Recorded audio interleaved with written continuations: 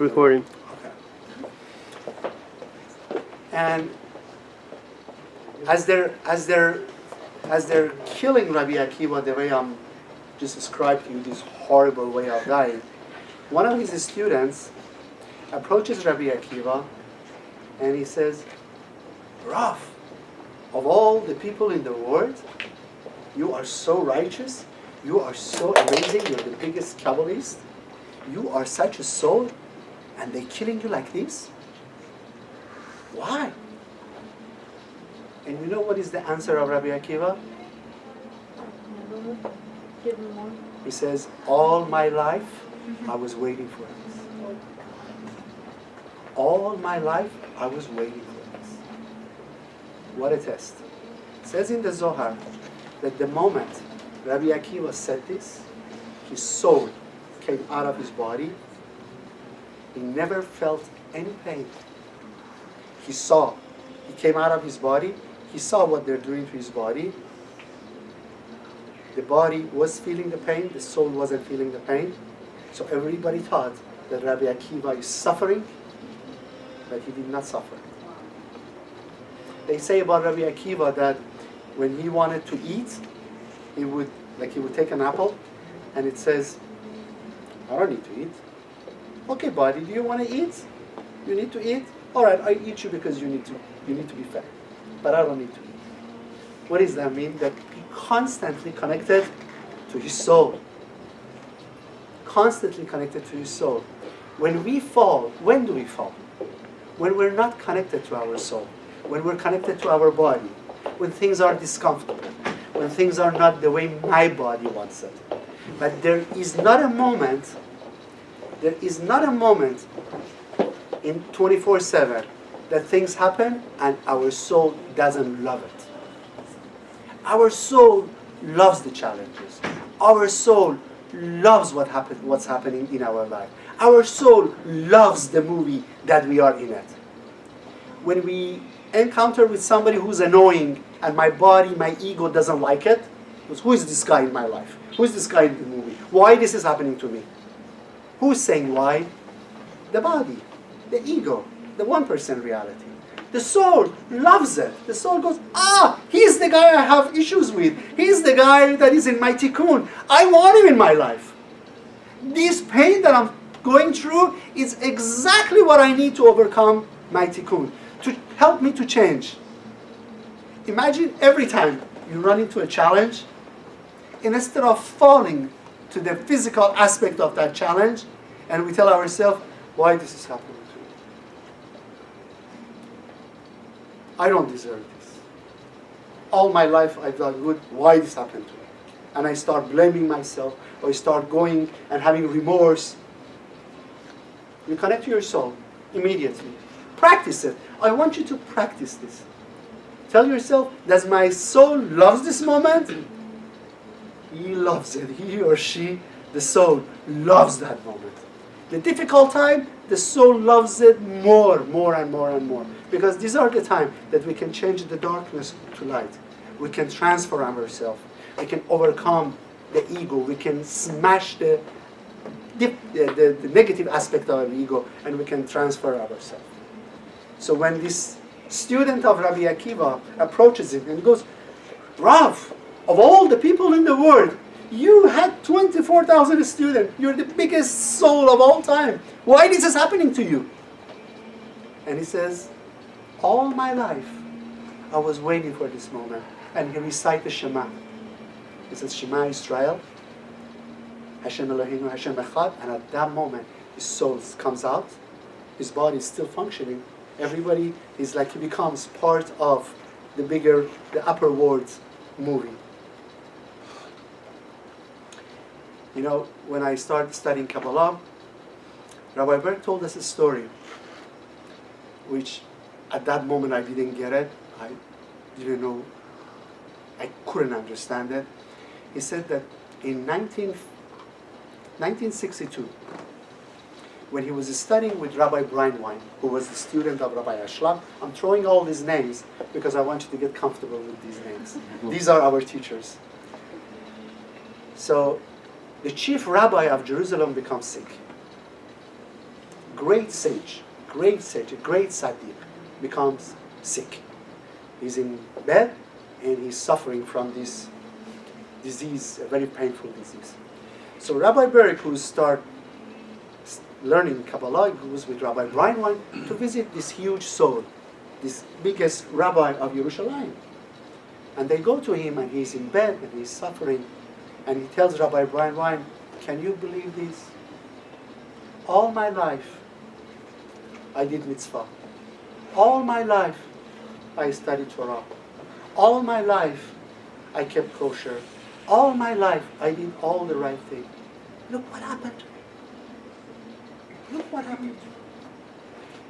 And Rabbi Berg says, when they left his house, Rabbi Breinwein told Rabbi Berg, everything that he had gained, all the light that he had gained, he lost it at that moment. The moment he complained. Then look what happened to him. Imagine. When he told me this story, I said, wow. Wow. I should never complain. Who am I to complain about my challenges? You know, sometimes we do good things and the ego takes it away. Oh, you're such a great person. You did such a great thing. You're a righteous. You're a tzaddik. Oh my God. You did this mitzvah. You did this good deed. Wow. The Kabbalah says, what's next? What's next? What can I do now? Because they don't want to give anything to the ego. Because the ego takes it, eats it, and creates pride, and negative pride in you. And you think you're somebody. And when you become somebody, you start disrespecting other people's opinion, other people's consciousness. Then we become a victim, just like the 24,000 students of Rabbi Akiva. So who is this Rabbi Shimon that tonight is his passing day and he's so amazing? So when they killed Rabbi Akiva, they want to kill Rabbi Shimon Bar Yochai and his sons Rabbi Elazar too. So they escape. They escape Yerushalayim. They go to Sfat in the north part of Israel, and they find this cave, and they go to this cave to hide. There is this water, a fountain water appears in the cave that they drink from it, and all of a sudden there is this tree that has fruit, and this is their only way of eating. This fruit tree and this water fountain. And guess how long they stay in that cave? 13 years. 13 years they stay in that cave. And something amazing happens when they are in that cave. Eliyahu Navi comes and visits them twice a day. Twice a day. He comes and he teaches them all the secret of the Torah, what we call the Kabbalah. Every day, twice a day. It says in the Zohar that Rabbi Shimon and Rabbi Elazar would cover themselves with the dust, with the sands of the cave, just to cover themselves up. And they would make connection to Eliyahu and Navi, and he would teach them for 13 years. 13 years. They learned all the secrets of the Torah, all the secrets of creation, all the wisdom of Kabbalah, all the wisdom of what we call Or Hagonos, which is the concealed light, the things beyond this physical world, the 99% reality that we are learning now. So after these 13 years, they come out of the cave, and Rabbi Shimon Bar Yochai gathers 10 students, and he teaches them everything that they learned. And one of his students is Rabbi Abba, and he starts writing everything that Rabbi Shimon teaches them, Rabbi Elazar teaches them, and it becomes the book of Zohar. The book of Zohar, it's not, when they wrote it, it wasn't like the book that we have today. Rabbi Abba would write it on a parchment, just like the Sefer Torah. You know, the Sefer Torahs are written on a parchment. Rabbi Abba would write everything that Rabbi Shimon Bar Yochai would teach him, would write it down on this parchment. And this parchment somehow, mysteriously, lasted until, and it was among selected righteous people. And we are at the age of the Aquarius. We are at the age that Rabbi Avraham Azulai in 1960 declared that everybody needs to learn Kabbalah. Now it's time for the light of the Kabbalah, for the light of the concealed light, the Or HaGanuz, to be revealed. There are still some people who are against Kabbalah. They think that it should be kept secret. And I want to share with you where this concept came about. We have another Sadiq, a giant. His name is he is the founder of the Chabad, Rabbi Baal Shem Tov. Baal Shem Tov, about almost 250 years ago, he lived in East Europe. He was a huge Kabbalist, and he started teaching Kabbalah to normal people, to mundane people. And he was revealing all the secrets. And some of the sages at that time, they were afraid that the negative people would take advantage of what Rabbi he's teaching all these people. So he starts concealing some of the teaching of the Kabbalah and start explaining it in a way that even though it was Kabbalah, but it was sort of hidden and it was sort of protected way. Chabad comes from the three words of Chokhmah, Bina, and Da'at. Chabad. Chokhmah, the Sefirah of Chokhmah, the Sefirah of Bina, and Da'at, which is wisdom, understanding, knowledge. So, when Rabbi Shimon Bar Yochai came out with his students, with his colleagues, and they wrote everything, it turned out to be the book of Zohar. I want to share you a few miracles that I personally experienced with the book, with the Zohar and Kabbalah.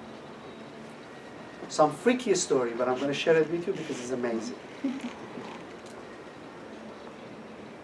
I became interested in Kabbalah in 1984. 1984. Some of you guys weren't even born then. Huh? So I had a friend. His name is Faramaz Matrub. He's an architect. He's a spiritual guy. He was a freak then. He was a hippie. He was studying all kind of spirituality. He would study the East, the West, you name it. Any book. And I always liked mysticism. I had some weird stuff that happened to me when I was a child. If I have time, I'll share it with you. But I always liked mysticism. I always liked power of mind over matter. I always knew there is something more than just a simple story of the Torah. I always told myself that this can't be this simple. There has to be something. There must be a reason for us being in this world. It can't be so simple. So one day, I'm in his car, and he drives to the ATM bank to get some cash, and I wanted to listen to music. So there was a cassette. I don't know if you guys know what cassette is. I pushed it in, and I was waiting for some music, and all of a sudden I heard somebody is talking spirituality. It was Rabbi Berg, and I'm listening, and it's totally different from everything that I've learned. It's not halakha, it's not your normal, do this, do that, if you do this, bam, if you don't this, bam, it wasn't harsh. It was different. I go, what is this? So Faramaz came back to the car and I said, Faramaz, what is this? He turned it off, he goes, it's Kabbalah, it's not good, it's not for you. I said, why is it not for me? He said, they said that if you're not 40 years old, you cannot study this. I said, but what is it? It sounded so good. He goes, no. So I'm going, what was that? So the next day, I go to this one supermarket, and this lady, she was Jewish, and she knew I was Jewish. As soon as I was checking out, she goes, I have a necklace And there's something on it, and they told me it's Kabbalah. Do you know Kabbalah? And I go, are you kidding me? I just heard the name Kabbalah yesterday. What is this necklace? So she took it off, she gave it to me, and it was Ana Bekoach. Ana Bekoach on that necklace. And I didn't know. I said, what is this? She goes, this is Ana Bekoach. They said it's a prayer, it's a Kabbalistic prayer. Do you know anything about it? I said, no, but I'm definitely interested. So every day from that day on, things kept happening to me with some aspect of Kabbalah. So one day I'm sitting in my office, in my business. This guy comes in and he says, I brought you a blessing, it's a Kabbalistic blessing, and I'm like freaking out. How can this be happening? So I gradually start learning about Kabbalah. And I started studying Kabbalah. And I became fascinated by Kabbalah. But even my own family were skeptical about, can I read Kabbalah? Can I study Kabbalah? My brother, who, bless his soul, passed away, he was so nervous that I'm studying Kabbalah. He said, I heard you shouldn't study. And I said, look, there's nothing wrong with it. And he says, no. Unless you get approval of somebody tells you that you can study Kabbalah, you can. Otherwise, you cannot. And at that time, we have this Sadiq in our Persian community called Rabbi Balanes. Now he's the head, he's the shore of all the rabbis. He's one of the most amazing souls in this world. He's a pure Sadiq. And he just came from Iran, from New York. He came to Los Angeles. And everybody approves this rabbi, Rabbi Balanes. He's, I hope you all get to meet him one day. He's the rabbi that was in Oil Moshe. That's right. That moved to New York. He moved to New York, correct. Yeah, he's very great rabbi. He's the most humble rabbi that you could have imagined. Yeah. Most humble. He is just, the humbleness of Moshe Rabbeinu, it's in him. Yeah. So, he said, we'll go to Rabbi Balanes. If he approves it, you can study. If he says no, you don't. I said, fine. So we go to Rabbi Balanes, and this is 1987. And I'm not even married yet. Anita hasn't come to my life yet. So we go to him, and they invited him in this small synagogue in the valley. So I go to him, I go, Rav, I really love Kabbalah. I really love to study Kabbalah. Is it okay? And he said, every aspect of the Torah that you like, continue doing it. Nothing wrong. If that's what you love, that's what you do. So I got the approval from my family. I kept studying. So let me tell you what happened with the miracles that I had with the Zohar. I had 3 brothers. One of them has passed by. I have 2. So when I became so, I don't know which story to tell you. I have so many amazing stories to tell you. Let me tell you. So one day I'm in my office, and I bought a business. I bought a gas station one day, and we took over at 12 o'clock at night. We counted inventory, everything. We took over. This is 1991. One of the guys who used to work there came to me. He goes, you know, the guy that works graveyard shift overnight, he's a Persian guy. He's a drug dealer. He's a drug dealer. The reason he works at that shift, because he sells drug at night. Very dangerous. You don't want him there. No, I don't want him there. So, in the morning, when the shift finished, I called him up to the office. I said, look, buddy, you know, I'm running this as a business, family business. I don't need you anymore at night. Thank you very much. And he goes, no, you cannot fire me. You cannot fire me. I need this job. I said, look, I can't keep you here. I'm bringing my family here. I really don't need it. And he got so upset and he left. A few weeks after, I received a letter from his lawyer. He sued me. He sued me. He claimed that only night that he worked for me, he went to the cooler, he fell, and he damaged his knee, and medical bill kept coming in, lawyer's bill kept coming in. within 6 months, Wow. his bill was about $500,000. Emotional distress, physical distress, and I knew it's all lies, but I didn't know what to do. I hired one of the best lawyers in LA and paid him a lot of money. During the process, one day he called me up, he said, look, this is a losing case. You have to spend another $500,000 to get him to the court, to prove that he's lying. Even if you prove in the court that he's lying, at the end, the judge would say, you know what, he's an employee, you're an employer, give him this money and go. This is a losing case. So, I didn't know what to do. Sitting in my office, and my teacher from Kabbalah comes in with his Zohar, and he would come in, and he would always, 1 week, would read a section of the Zohar and explain it to me, and I loved it. So he came in one day, and he saw me all distressed. He goes, what's wrong? What's happening? I told him the story. He says, what do you want to happen to this guy? I said, I want him to disappear from my life. Listen to these words.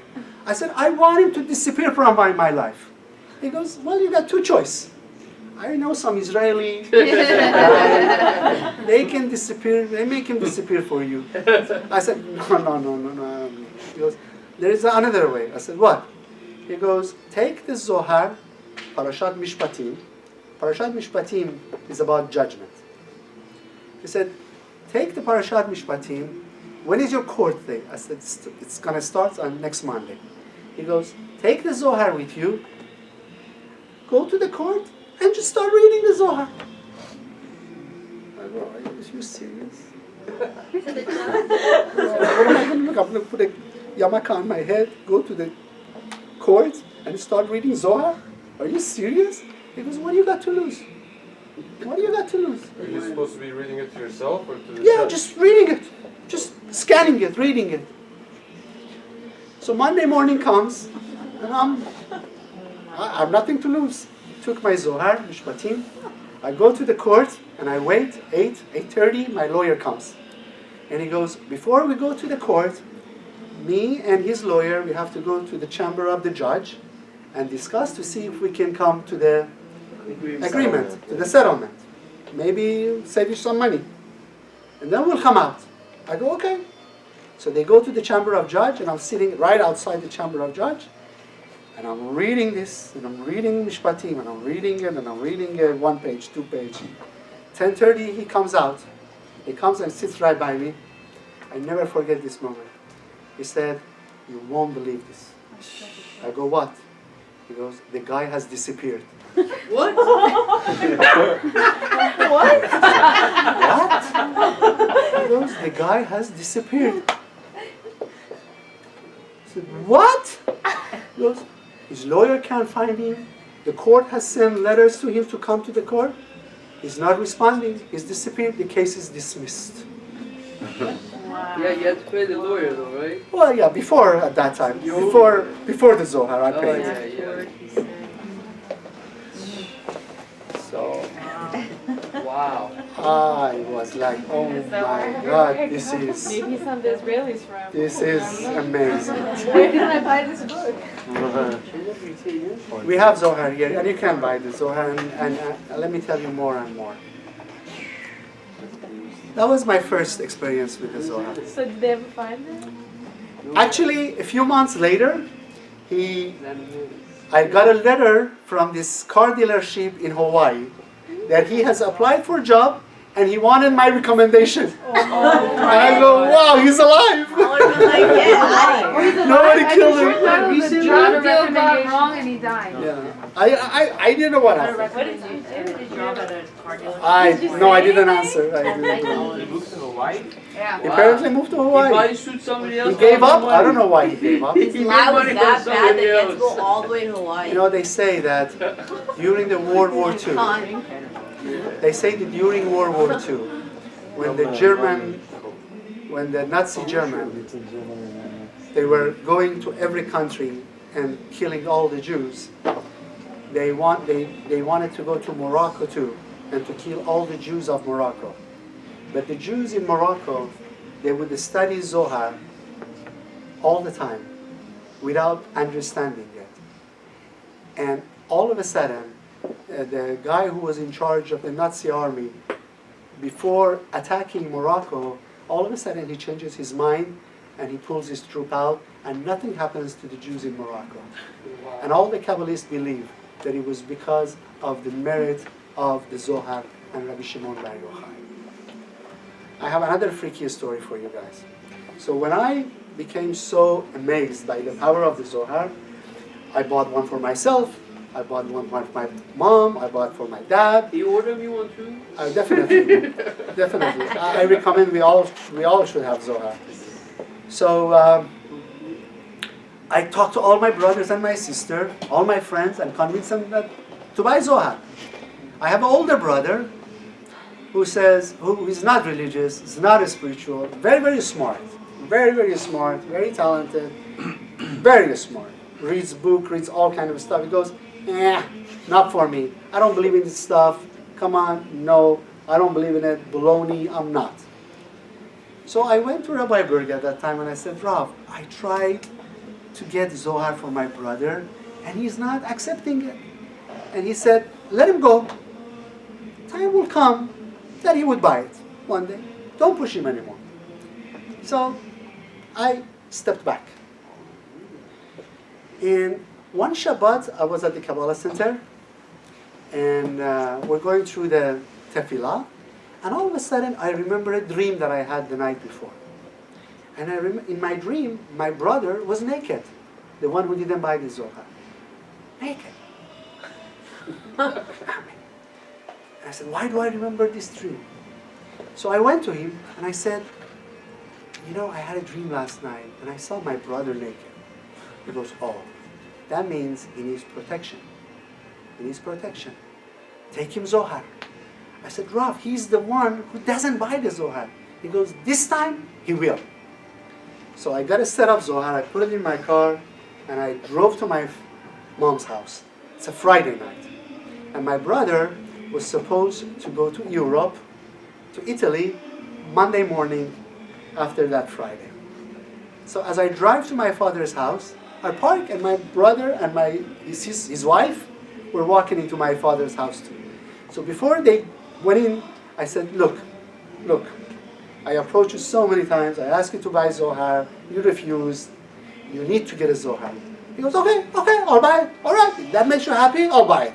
I said, okay, here's the Zohar, give me the money. I got the money, I put the Zohar in his trunk.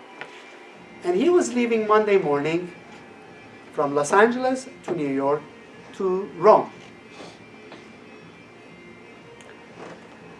So he leaves his home in Thousand Oaks, he drives to LAX, he's late, traffic happens, stuck in the traffic, he's late, he's checking his luggages, but by the time he gets to the board, he's late. He doesn't get on the plane. So he called me. You and your Zohar, you told me, look, I worked so many times, I had one vacation, I was going to go to New York, and I missed my plane. I said, why don't you get another plane? No, the connection leaves in New York, and by the time I get there, I'm going to miss my flight. The flight that left New York was the TWA flight that exploded over New York. You remember? 9/11? Wow. Before 9/11. There was a TWA flight from New York that exploded over New York. I don't know if you guys remember it. During early The 90s. Hudson River. Huh? Oh, yeah, On Hudson I River. remember that. And they never knew. Not the one? No, there was one Hudson. Anyway, That this is 1992 or 3. His luggage was in that flight. Oh. All his belonging was in that plane that exploded in the air. Even the Zohar, the book? No, the Zohar was in his car. Oh, okay. And the car got into traffic. And he never made it to the door. Wow. He really, wow. And, you know, the funny thing is, he never became a spiritual. Still.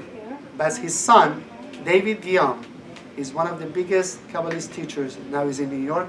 If you go on site on Facebook, he has a lot of students. He's very, very great teacher of Kabbalah. That's another story.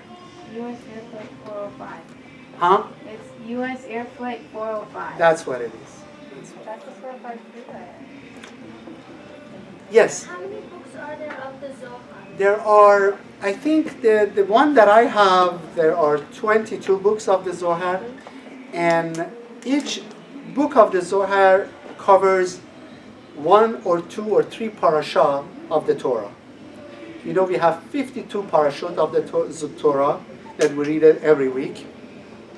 And the Zohar explains the inner meaning, the powerful, the spiritual aspect of the Torah. We know that every week that we read Torah, there is an energy force that emanates from the reading of the Torah. We just don't read the Torah because, you know, we're supposed to read the Torah. We don't read the Torah on Shabbat because it's a custom. We don't read it because we're supposed to read it. Every section of the Torah that we read creates an energy force in the universe that keeps everything balanced. The Kabbalists believe if we don't read the Torah on Shabbat, the whole cosmos will go into chaos. The sun doesn't play its own way of playing. Earth would go out of orbit. So reading of the Torah is not a religious thing to do. It's an energy force that emanates from the reading of the Torah. And if you read the Torah, you might get disappointed from some part of the Torah because the literal meaning of the Torah, sometimes it's really it becomes boring. It becomes it's not understandable, and sometimes it just doesn't make any sense. But that's only on the surface. Beyond, there is an energy force. The way we read Torah on Shabbat, you know, the guy who reads the Torah with the music, with the sounds, creates an energy force that brings energy to the whole cosmos, not to us, to the whole cosmos. And Rabbi Shimon Bar Yochai learned all the secrets behind the literal meaning of Wow. You could download the app. Bravo! He has the app. Beautiful. No, Zohar. Zohar. Oh, there is? Yeah. You don't need to get the book. You can actually download. Beautiful. How do you know what to recite at He what counted 24 books. There, in an app? could be 20. Yes. It's in an app, Zohar. but it fits like No, the whole it is in Hebrew, and it has English translation. There is not a Farsi yet. I'll It's get a not a book. Farsi. But how do you know what to recite at what moment? I will bring you the schedule of what each book has, the benefit of each book. Now I'll tell you another story, and then we're going to light up the candles for Rabbi Shimon Bar Yochai, and we connect him. That's crazy. He reads it to you. Oh, they That's read it? amazing. Oh, beautiful, Yeah, wow. beautiful. That's amazing. So, when we connect to Rabbi Shimon Bar Yochai, especially tonight, which is like Romer, we connect to the power of Zohar, we connect to this awesome energy that creates miracle, brings healing, brings blessing, makes things clear for us. Makes things clear for us. I tell you one more story and then we go on to lighting up the candles. One of my best friends in Iran that I grew up with, he was a Muslim guy, lived in Anaheim. He was an engineer, he was a civil engineer, and he worked for the city of, for Orange County, city of Anaheim. And his job was, he was an engineer, a civil engineer, and he would work at night, working on the highways, on the roads and highways. So one night, early in the morning, after the long night work, when he's driving home, he falls to sleep, and he has a very, very bad accident, and he smashed his head to this pole, and he goes to coma. He has bleeding in the brain, his body's broken, legs, chest, everything. So his mom called me. He said, Saeed had a bad accident, he's in hospital, there is no hope for him. So These are the early years of my Kabbalah. So I went to Rabbi Berg and I said, Rav, what can I do for him? He's my best friend. He says, take the Zohar, section Pinchas, which has the energy of healing. Go and read it by his bedside.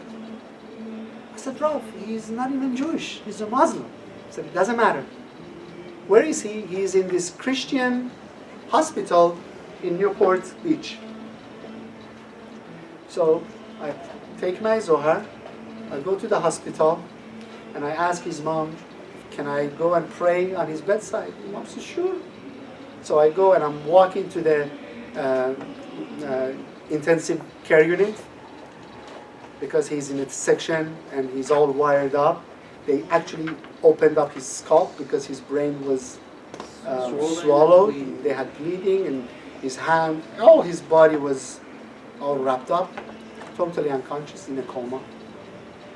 And I go on his bedside and I start reading the Pinchas. Just reading it.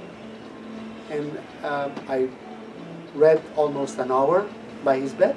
And I asked the doctor, I said, you know, this book is very, very special. It brings healing. Can I leave it by his bedside? And we're talking about ICU. I mean, they don't let anything go there. And then he said, sure, leave it here. I said, please make sure it stays by him. I'm going to come every week and I'm going to read a section for him. He said, fine. So I would go for a couple of months. I would go every Friday and I would read a section of the Pinchas. He came out of the coma. But he had forgotten everything in his life. He's lost his memory. He didn't know who he was. He didn't know he was married. He didn't know he had children. He didn't know his mother. He didn't know anything. He only knew one thing. He only knew me. He only knew me. He only recognized of all the people in his life, his mother, his father, his wife, his 2 sons, he didn't know. He couldn't remember a thing, but he knew me. Like He knew me, Nader. He He knew me, Nader. Did you remember? He remembered the things we did together. no way. So his mom says, you are not taking this Zohar anyway. You keep it with him. And he gradually recovered. His body, he finally rebuilt it himself. They told him, this is his wife, your children, his mom, you know. He only knew me. Wow. So, what we're studying, this wisdom of Kabbalah, is not a joke. Not a joke. It's a serious thing. The book of Zohar is beyond anything that you could imagine. Next week, I will bring you a chart that says which part of the Zohar is for what. There is a part for healing, there is a part for business, there is a part for relationship. Do we have time for one more story? No, yeah. You know, 2 years ago I went to Iran. I went to Shiraz, my hometown. And Rabbi Berg sent lots of Zohar to Iran in 1990, middle of the 1990s, I don't quite remember when. He sent a pillar of the Zohar, like 100 cases of the Zohar books in Tehran. And the Islamic Republic of Iran didn't know what these books are. They kept them in the custom. They would not let it go beyond the custom. They couldn't send it back because it was so heavy, it would cost them money to send it back. So they just kept it in the custom. There was a fire in custom buildings. The whole custom building of Tehran went on fire. Everything got burned except the room that the Zohar were there. It was untouched. Nothing happened to that room. So all the mullahs freaked out. They said, you know what? Come on, take this Zohar. Spread it. So they sent some of the Zohars in the Kenisas in Tehran, in Isfahan, in Hamedan, in Shiraz. And Oh, they knew it belonged to Jews, they right? knew it belonged to Jew. They didn't know what it was. They thought maybe it's a spy books. You know, what is Zohar? Nobody knew what Zohar is. So I'm sorry. One more. Oh boy. Anyway, when I went to Iran, when I went to Shiraz, I saw the set of Zohar in the Kenisas. They asked me to go and talk because everybody knew who I was and I teach Kabbalah. So they invited me to the Kenisa. On Friday night I went to this Kenisa in Shiraz and I saw the Zohar. They were all plastic wrapped and nobody had opened them because they were afraid. We don't know what Kabbalah is. We don't know what it is. They were afraid. So I said, look, open up the Zohar. Start reading them. This book is this. This book is for healing. This book is for Panasah. This book is for relationship. And everybody in Shiraz and in Iran, they have one of the books at their home. But it was all wrapped in plastic. Nobody, it was like they were afraid of opening it up. So everywhere that they would invite us, I would go and talk about Zohar and have them start reading it. So we're at this party, and this couple approached me. They've been married for 3 years. And they said, you know, married for 3 years, when we don't have any child. We tried everything. It's not happening. Is there anything we can do? And I said, get the book of the Zohar, Parashat Vayera. Parashat Vayera is where, you know, Sarah and Abraham, they were married and they were very old and Sarah couldn't bear any children. 3 angels, 3 malachim come and they tell Sarah that she's going to get pregnant and she becomes pregnant. So I said, the book of Vayera, get the Zohar and start reading it, and if it's in your destiny, you will have a child.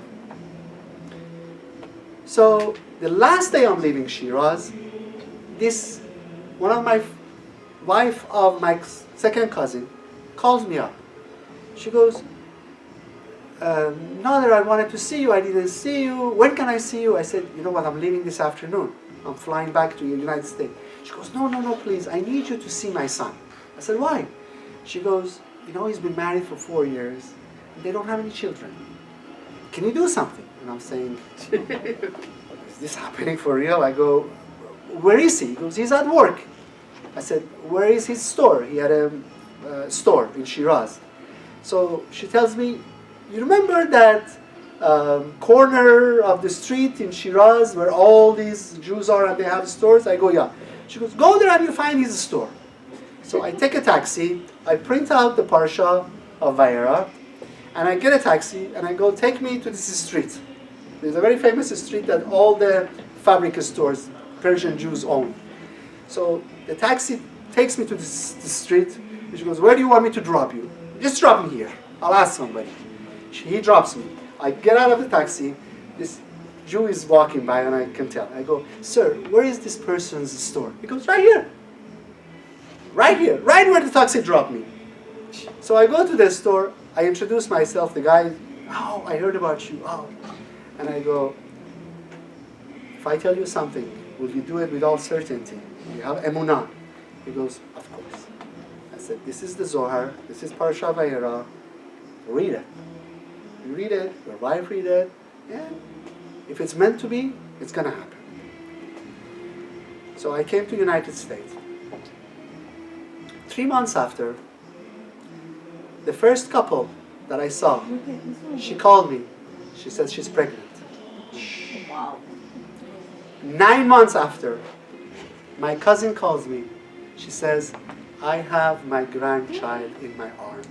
I just wanted to tell you that I have my grandchild in my arm. Look at my arms. Yeah, she got goosebumps for it. Enough of goosebumps. Let's light up some candle for Rabbi Shimon Bar Yochai. Tonight is his night. All the Kabbalists around the world, all the students of Kabbalah connects to his soul. We're so lucky to connect to his soul. We're all going to come, light up the candle, and say the blessing for his soul. All right? Let's do it. Gotta take pictures of We can take pictures and post it on. Good stories. I don't understand, like, so book of Zohar, is it book of prayers or is it like It's a book of, it's not a book of prayer. It's not like a siddur. That's what I don't understand. It's a book of wisdom. Oh. Is there a prayer